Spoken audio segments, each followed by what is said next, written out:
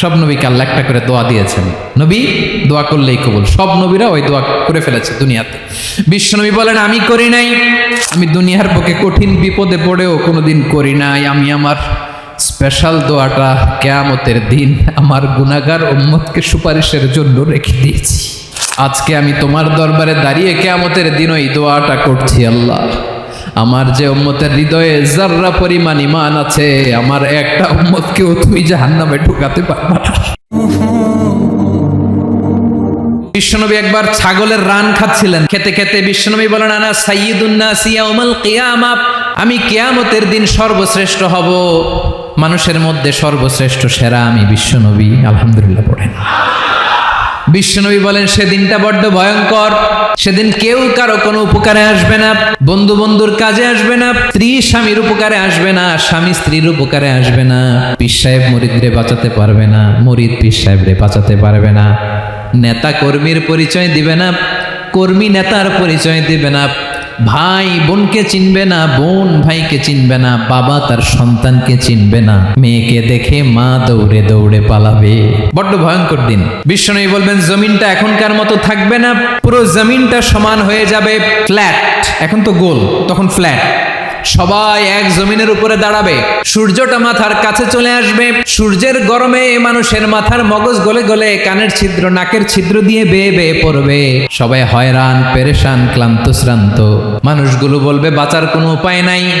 50,000 বছর মানুষ এরকম দৌড়াবে, চিৎকার করবে, কাঁদবে, বাঁচার কোনো উপায় নাই। সবাই বলবে আল্লাহ যদি বিচারটা শুরু করতো, যা হবার হবে, আগে বিচার শুরু করুক। বিচারই শুরু হয় না, বিচার শুরু হইতেই 50,000 বছর। আল্লাহ, 50,000 বছর, 5,000, 15,000 না, 50,000 বছর এরকম যাবে। মানুষগুলো কাঁদতে কাঁদতে বলবে চলো আমরা আদম আলাইহিস সালামের কাছে যাই, যেন আল্লাহর যে সুপারিশ করে, আল্লাহ আপনি বিচার শুরু করেন। কিয়ামতের ময়দানে সবাই মিলে সাইয়েদনা আদম আলাইহিস সালামের কাছে যেয়ে বলবে ইয়া আবাল বাশার ইয়া আউয়ালাল আম্বিয়া, ও আদম নবী আপনি দুনিয়ার বুকে প্রথম নবী, আল্লাহ নিজ হাতে আপনারে 60 হাত লম্বা করে বানিয়েছেন, আপনার সম্মানে ফেরেশতাদেরকে সেজদা দিতে বলেছেন, দুনিয়ার প্রথম নবী প্রথম মানুষ আপনি, আপনি আল্লাহর যে সুপারিশ করেন যেন আল্লাহ বিচার শুরু করে।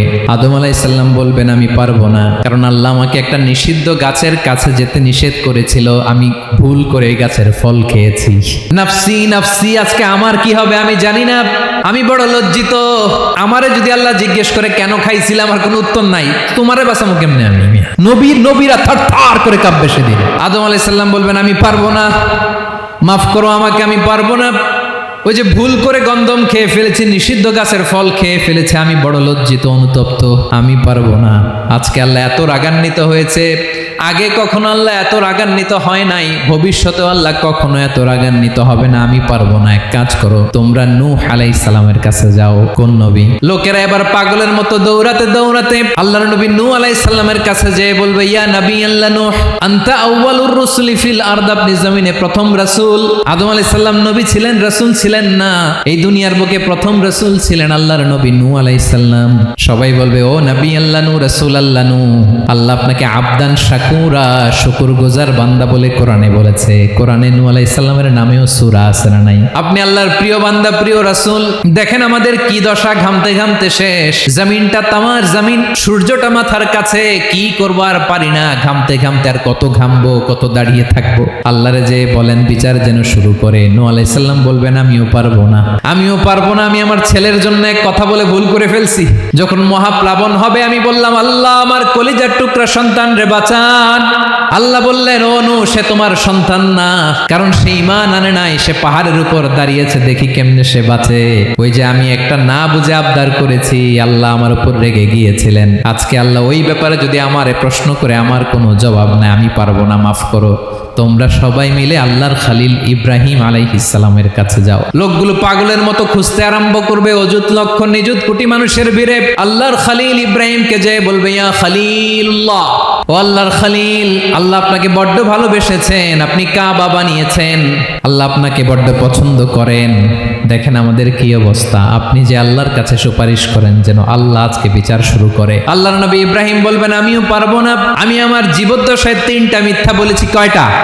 আসলে মিথ্যা না, একটু টুইস্ট করে কৌশল করে কথা বলেছিলেন, ওইটাকে হাদিসে মিথ্যা বলা হয়েছে। আমি জীবনে 3টা মিথ্যা বলেছি, জীবন বাঁচানোর তাগিদে কৌশল করে 3টা কথা বলেছি। আজকের এই কঠিন ময়দানে আল্লাহ যদি ওই 3টা কথার ব্যাপারে জিজ্ঞেস করে, লজ্জায় আমি মাথা দেখাতে পারবো না, আমিও পারবো না। আজকে আল্লাহ এত রেগে আছে, আগে কখনো এত রাগে নাই, পরেও রাখবে না।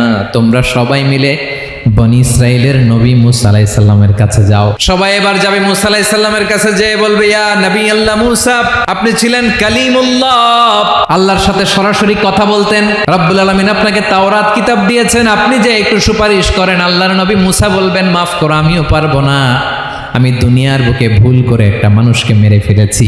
আমি মারছিলাম আদব শিক্ষা দেওয়ার জন্য এক থাপ্পড়, এই থাপ্পড়ে যে ওই লোক মরেই যাবে আমি জানতাম না। আজকে আল্লাহ যদি জিজ্ঞেস করে কেন মারলা, জবাব আছে। ওই লজ্জায় আমি অনুতপ্ত, আমি পারবো না, আমার এই কথা বলো না। আজকে আল্লাহ বড্ড রেগে আছে, আমি পারবো না। তোমরা আল্লাহর নবী ঈসা আলাইহিস সালামের কাছে যাও। কিয়ামতের ময়দানে মানুষগুলো পাগল পাড়া হয়ে আল্লাহর নবী ঈসা আলাইহিস সালামের কাছে যাবে, যে বলবে, নবী ঈসা আপনি রূহুল্লাহ, বাবা ছাড়া আল্লাহ আপনাকে বানিয়েছেন, ইনজিল কিতাব দিয়েছেন, মৃত মানুষকে আপনি জীবিত করতে পারতেন। আজকের এই কঠিন বিপদের দিনে আপনি আমাদের সাহায্য করেন। আল্লাহর কাছে যে বলেন যেন বিচার শুরু করে। ঈসা আলাইহিস সালাম বলবেন, আমিও পারবো না। ইন্নী উবিদতু মিন দুনিল্লাহ, আমার উম্মত খ্রিস্টানেরা আল্লাহরে বাদ দিয়ে আমি ঈসার ইবাদত করেছে। আমার মা ম্যারি আর আমাকে ডাকতো জেসাস ক্রাইস্ট, আমার ইবাদত করেছে। যদিও আমি আমার ইবাদত করতে বলি না, ঈসা আলাইহিস সালামও ইবাদত করতে বলেছেন একজনের, তিনি কে? আল্লাহর নবী ঈসা আলাইহিস সালাম বলবেন, আমিও পারবো না। আজকে আল্লাহ অনেক রেগে আছে, আমি পারবো না। তবে একটা পরামর্শ দিতে পারি, একটা সাজেশন দিতে পারি। আজকের দিনে এই কঠিন মুসিবতের কালে, এই কঠিন সময়ে কেউ আল্লাহর দরবারে দাঁড়িয়ে একটা টু শব্দ করার ক্ষমতা কারো নাই, একমাত্র আখিরি জামানার পয়গাম্বর বিশ্বনবী মুহাম্মদুর রাসূলুল্লাহ ছাড়া। মানুষগুলো এবার আগুনের মধ্যে পানি দিলে যেমনি আগুন নিভে যায়, দাউ দাউ করা হৃদয়ে জ্বলন্ত আগুন তাদের ঠান্ডা হবে। কিয়ামতের ময়দানে ওই বিভীষিকাময় সময়ে, মুসিবতের কালে মানুষগুলো পাগল হয়ে বিশ্বনবীকে খুঁজতে আরম্ভ করবে। সবাই মিলে বিশ্বনবীর কাছে যেয়ে বলবে, ইয়া রাহমাতাল লিল আলামিন, ইয়া খাতামান নবীন, রাহমাতাল লিল আলামিন। দেখেন আমাদের কি অবস্থা, কি কঠিন বিপদে আমরা আছি, দাঁড়াতে পারি না, সূর্যের আলোতে ঘেমে হয়রান। আজকে কেউ সুপারিশ করতে পারবে না। সব নবীরা অপারগতা স্বীকার করেছে, তারা বলেছে আপনি ছাড়া কেউ নাকি আল্লাহর সামনে দাঁড়াতে পারবেন না, আপনি একটু সুপারিশ করেন। বিশ্বনবী বলবেন, আসো আসো, আজকের দিনে আমি ছাড়া আল্লাহর সামনে কেউ দাঁড়াতে পারবে না। বিশ্বনবী মাকামে মাহমুদে যে আল্লাহু আকবার বলে সিজদায় লুটিয়ে পড়বেন। আল্লাহ রাব্বুল আলামিন বিশ্বনবীকে এমন কিছু চমৎকার শব্দ শিখাবেন, ওই শব্দগুলো দিয়ে আল্লাহর প্রশংসা করে বিশ্বনবী কাঁদতে আরম্ভ করবেন। বিশ্বনবী এমন ভাবে অজর দ্বারায় সিজদায় লুটিয়ে পড়ে কাঁদবেন, রব্বুল আলামিনের রহমতের দরিয়ায় জোশ লেগে যাবে। রব্বুল আলামিন এই দৃশ্য দেখে সহ্য করতে পারবেন না। রব্বুল আলামিন বলবেন, ইয়া মুহাম্মদ ইরফা রাসাক, ও নবী আপনি মাথা তোলেন, মাথা তোলেন, আপনার কান্না আমি সহ্য করতে পারি না। নবী আপনি মাথা তোলেন, সাল তুতা, আজকে আপনি যা চাবেন তাই দেব। নবী আপনি সিজদা থেকে মাথা তুলেন, সাল তুতা। বিশ্বনবী এবার মাথা তুলবেন। যে বিভীষিকাময় সময়ে প্রত্যেক নবী বলেছেন আমি পারবো না, প্রত্যেক নবী বলেছেন নফসি নফসি, আমার কি হবে আমি জানি না, আল্লাহ আমারে বাঁচা। প্রতিটি নবী বলবে নফসি নফসি, আল্লাহ তুমি আমারে বাঁচাও, আমারে বাঁচাও। বিশ্বনবী মাথা তুলবেন, তুলে বলবেন রব্বি হাবলি উম্মতি, আল্লাহ তুমি আমার গুনাহগার উম্মতকে বাঁচাও। এই দুনিয়ার বুকে রব্বুল আলামিন সব নবীকে একটা করে দাওয়া মুস্তাজাবা দিয়েছেন, মানে যে দোয়া করলে কবুল হয়ে যায় সাথে সাথেই। দাও বিহা, দুনিয়ার সব নবীরা ওই দোয়াটা দুনিয়ায় করে ফেলেছে। সব নবীকে আল্লাহ একটা করে দোয়া দিয়েছেন, নবী দোয়া করলেই কবুল। সব নবীরা ওই দোয়া করে ফেলেছে দুনিয়াতে। বিশ্বনবী বলেন আমি করি নাই। ওয়া ইন্নী আখতাবিউ দাওয়াতি শাফাআতান লি উম্মতি ইয়াউমাল কিয়ামাহ, আমার ওই স্পেশাল দোয়াটা আমি দুনিয়ার বুকে কঠিন বিপদে পড়েও কোনোদিন করি নাই। আমি আমার স্পেশাল দোয়াটা কিয়ামতের দিন আমার গুনাহগার উম্মতকে সুপারিশের জন্য রেখে দিয়েছি। আল্লাহ বলবেন নবী ইরফা রাসাক, মাথা তোলেন, আর কাটবেন না। বিশ্বনবী মাথা তুলবেন, আল্লাহ বলবেন সাল তুতা, আপনি যা চাবেন তাই দেব। ওয়াশফা তুশাফা, সুপারিশ করেন, সুপারিশ কবুল করব। বিশ্বনবী বলবেন আল্লাহ ওই স্পেশাল দোয়াটা দুনিয়াতে করি নাই, আজকে আমি তোমার দরবারে দাঁড়িয়ে কিয়ামতের দিন ওই দোয়াটা করছি। আল্লাহ আমার যে উম্মতের হৃদয়ে যাররা পরিমাণ ঈমান আছে, আমার একটা উম্মতকেও তুই জাহান্নামে ঢুকাতে পারবা না। বিশ্বনবী পাগলের মতো একবার হাউজে কাউসারে যাবেন, একবার সিরাতে যাবেন, একবার পুলসিরাতের দিকে, একবার হাউজে কাউসারের দিকে পাগলের মতো দৌড়াতে থাকবেন, তার কোনো গুনাহগার উম্মত যাতে জাহান্নামে ঢুকে না যায়। সেদিন কেউ সুপারিশ করতে পারবে না বিশ্বনবী ছাড়া। এজন্য 5 নম্বর আল্লাহ বললেন, মান যাল্লাযী ইয়াশফাউ ইনদাহু ইল্লা বিইযনিহি। কার সাহস আছে, কার এত বড় বুকের পাটা কিয়ামতের কঠিন দিন আল্লাহর সামনে দাঁড়িয়ে সুপারিশ করবে? কারো ক্ষমতা নেই, কারো ক্ষমতা নাই। বিশ্বনবী সেদিন সিজদায় পড়ে উম্মতের জন্য কাঁদবেন, সবাই কাঁদবে, নফসি নফসি, আল্লাহ আমারে বাঁচাও, আল্লাহ আমারে বাঁচাও। বিশ্বনবী বলবেন, উম্মতি উম্মতি। বিশ্বনবী আমার জন্য কাঁদবেন, আপনার জন্য কাঁদবেন, আমাদের জন্য সেদিন কেঁদে কেঁদে জাহান্নামের দরজায় দাঁড়িয়ে আমাদেরকে টেনে টেনে জান্নাতে ঢুকাবেন। এজন্যই বিশ্বনবীর ভালোবাসা যেন আমাদের হৃদয়ে ভরপুর থাকে। আমার ভাইয়েরা, প্রতি শুক্রবার বিশ্বনবীর উপরে বেশি বেশি যেন আমরা দুরূদ পড়ি। আমরা যখন বিশ্বনবীর সালাম দেই, দুরূদ পড়ি, একদল স্পেশাল ফেরেশতা আছে যারা বিশ্বনবীর দুরূদটা নিয়ে সরাসরি বিশ্বনবীর রওজায় যায়, যে বলে অমুকের বেটা অমুক আপনারে সালাম দিয়েছে। বিশ্বনবী নিজ কবরের থেকে নিজেই সালামের উত্তর দেয়। বিশ্বনবীর ভালোবাসা যেন আমাদের হৃদয়ে থাকে, বিশ্বনবীর সুন্নাহ দিয়ে যেন আমাদের জীবনটাকে সাজাই। পারা যাবে ইনশাআল্লাহ। বিশ্বনবীর ভালোবাসা ছাড়া কেউ জান্নাতে ঢুকতে পারবে?